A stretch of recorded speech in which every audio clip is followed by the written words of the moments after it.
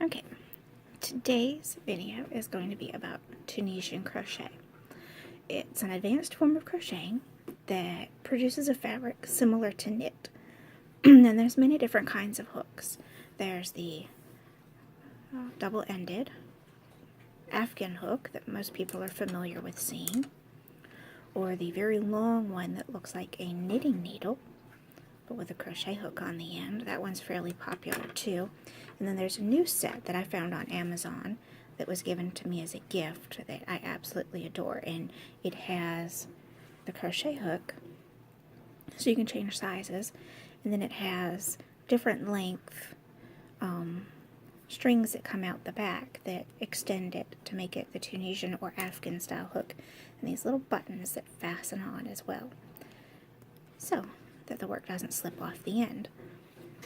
They're very fun, they're very easy to use, and I would say probably a good bet for a beginner because it's going to feel more like holding on to an actual crochet hook if that's what you're used to, because this doesn't weigh anything at all. It's not a heavier weight. These are plastic. This one's actually my grandmother's, but the plastic ones are also not as heavy as the aluminum ones that are like this. But alright, so we're going to chain off with this one, and then I'm going to go to the other ones because you won't be able to see the yellow yarn against the yellow hook so well. But I'm starting with a J hook. It's fairly good. Sorry, ooh, my nose itches. It's a fairly good size to work with worsted weight yarn. So we're going to chain 10, 2, 3, 4, 5, 6, 7, 8, 9, 10. And the most common stitch is the Tunisian simple stitch. So we're just going to do that one today.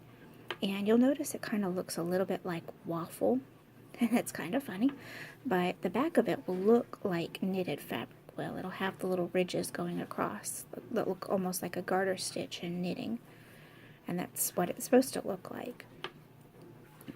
But and the thing about Tunisian is you're not working off each stitch like you would in regular crochet. That's why the hooks are so long, is because you're putting the work across, pulling up a loop each time. And you're going to go the row, kind of like a typewriter, you're going back and forth. But instead of having to flip the fabric, you are just working with it facing you the whole time. So we're going to work our 10 loops on.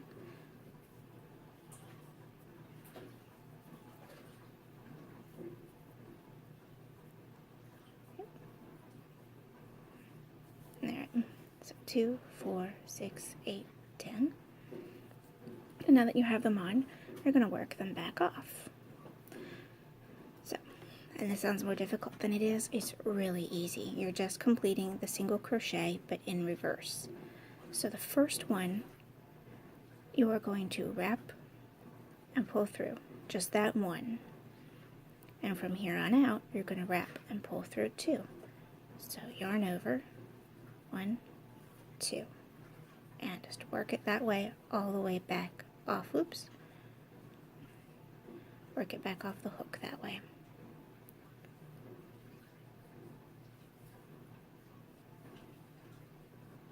And the good thing about this is, unlike knitting, if you drop a loop, it's really easy to pick it back up, and your work is not going to unravel before you get to it. You don't have to hook it back up with another crochet hook.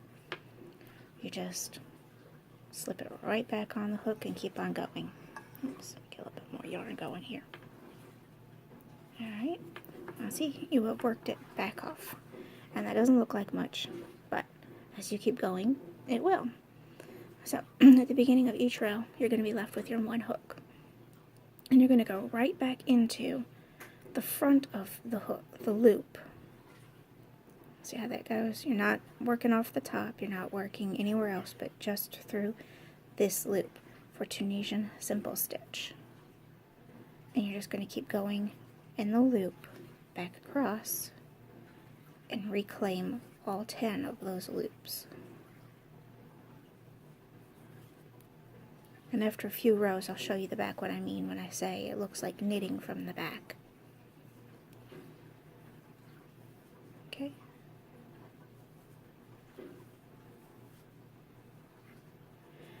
And just like with regular crochet, you can do it tighter, you can do it looser, depends on what you're working towards. This one is a great one for scarves. It works up quick because it's crochet. And crochet just, for me, works up a lot faster, although I do love my knitting.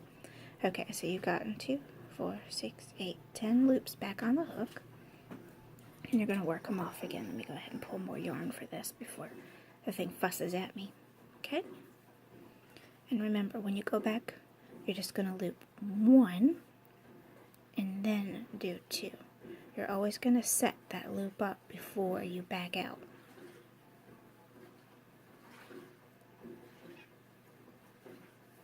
And that is Voodoo saying hey in the background, if the camera actually picked that up. She sees the bowl on the table and she seems to think that she's getting food. Okay, and you back out to 1. And the top one looks a little holy, but it's okay. It tightens up as it goes.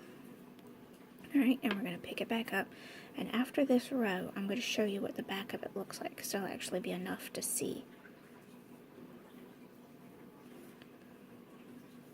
But each row as you go across creates this little grid look, kind of like a waffle.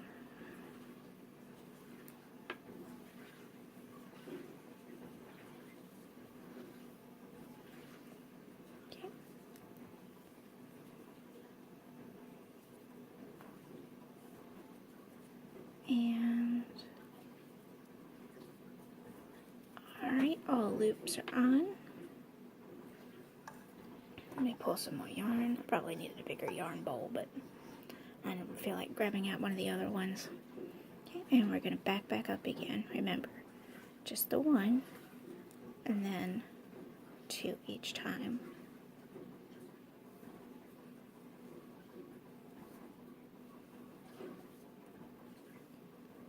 Like I said, once you get going, it moves so fast. It is not hard at all to do. And if you do cross stitch or anything like that, it makes a really neat little block, and you just do your X's over that and you can do cross stitch on top of your crochet, and it comes off really awesome. But that'll be another lesson. Okay, so we're going to flip it around so I can show you the back. See how the back looks like knitted fabric? It's got the little loops like a garter stitch. Alright, now to bind off, when you get to your last row, my version is always single crochet, so I actually go through the loops like that.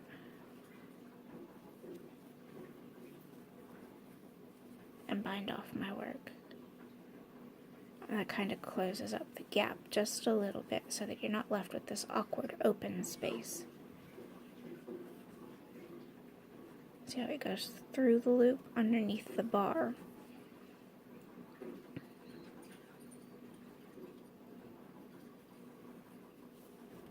Okay. And it just helps that fabric.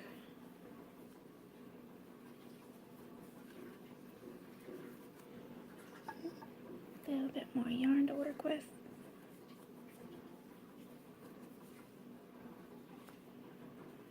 Oh, and your last stitch, you're actually going through 2. I should have said this earlier, and I am so sorry, but hopefully you saw what I was doing.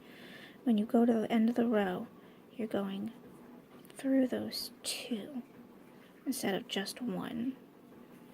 And that is what gives it a straighter edge. Okay, now see,